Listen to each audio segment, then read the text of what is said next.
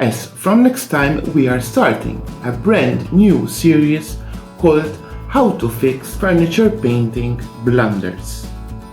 We have covered a lot of material on how to paint our furniture, on how to use different techniques and processes to get the best outcome of what we have in mind, and all the videos prior to this will help you to recreate that idea.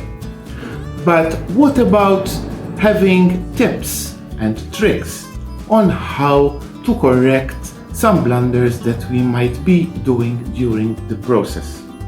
And that is where you get involved, because here now we are asking you to write any comments, questions, or opinions on how to correct some mistakes that we might be going through the process.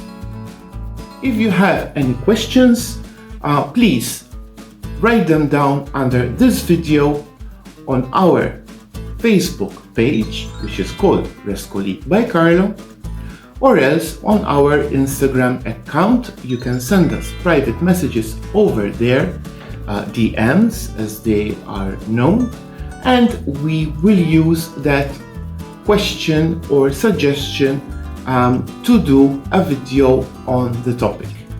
If you haven't done yet, please subscribe to our YouTube channel by clicking the subscribe button below this video. Ta-ta!